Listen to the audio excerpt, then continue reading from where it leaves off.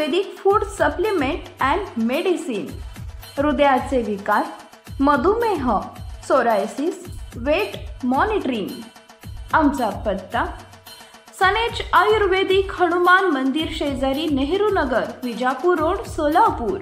Mobile number 80 87 02 10 04 आणि 97 63 36 10 04। रवी राणा यांनी भर निवडणुकीच्या काळात धार्मिकतेला ठेच पोहोचवतील पण आचारसंहितेचा सुद्धा भंग केला, बच्चू कडू। रवी राणा यांनी भर निवडणुकीच्या काळात एकतर धार्मिकतेला ठेच पोहोचवली आणि आचारसंहितेचा सुद्धा भंग केलाय। आमदार रवी राणा यांनी हनुमान जयंतीच्या रॅलीत 1,000 रुपये वाटले। हा व्यवहार व्हायला लागला तर धार्मिकता संपून जाईल। या संदर्भात आम्ही जिल्हाधिकाऱ्यांकडे तक्रार केली आहे, असं बच्चू कडू म्हणाले। बच्चू कडू पुढे म्हणाले की माझी बदनामी केली, त्यामुळे तिघांवर प्रत्येकी 25 कोटी रुपयांचा मानहानी दावा ठोकलाय। एकाची नोटीस पूर्ण झाली आहे आणि एकाला तारीख सुद्धा भेटली आहे। आता दोघांवर बाकी आहे। त्यांना सुद्धा ज्या आमच्याबद्दल नको त्या गोष्टी बोलल्या आहेत त्यामध्ये 2 अधिकारी सुद्धा आहेत। सगळ्यांना आम्ही कोर्टाच्या पायऱ्या चढायला लावू, त्यांच्यात आम्ही आमचा दावा यशस्वी करण्याचा प्रयत्न करू। त्यासोबतच मैदानाच्या वादावरून पोलीस आयुक्त, जिल्हाधिकारी, मुख्य कार्यकारी अधिकारी यांना देखील आम्ही कोर्टात खेचू। 1,000 रुपये वाढले असा तुमचा आरोप होता आणि तशी तक्रार देखील तुम्ही केलेली आहे, काय सांगणार? नाही, भर निवडणुकीच्या काळात एकतर धार्मिकतेला सुद्धा ठेच पोहोचवली आहे आणि आचारसंहितेचा सुद्धा भंग केलेला आहे।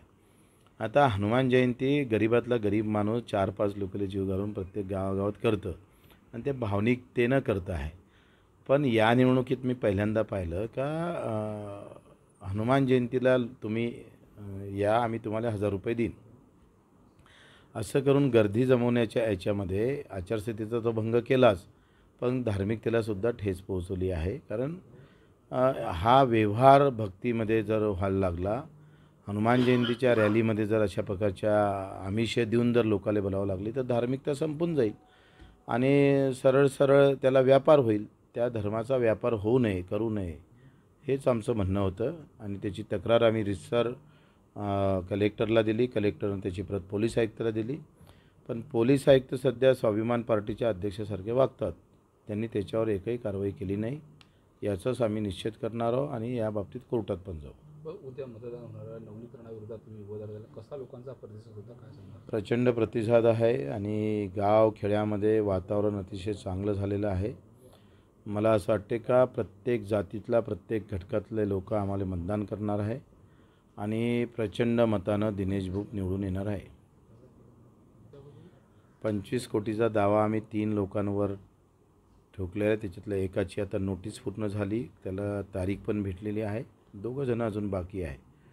त्यांनासुद्धा ज्या आमच्याबद्दल नको त्या गोष्टी बोललेल्या आहेत त्या सगळ्यांना आम्ही घेणार आहोत आणि 2 अधिकारी पण त्याच्यात आहे। सगळ्यांना कोर्टाच्या पायऱ्या चढायला लावू आणि त्याच्यात तो दावा आमचा यशस्वी करण्याचा आम्ही प्रयत्न करू। मैदानाचा जो पण आपण नोटीस देणार आहे, कोणी कोर्टात जाणार आहे, त्यात पोलीस आयुक्त आहे, कलेक्टर आहे, CO आहे, या सगळ्यांना खेचणार।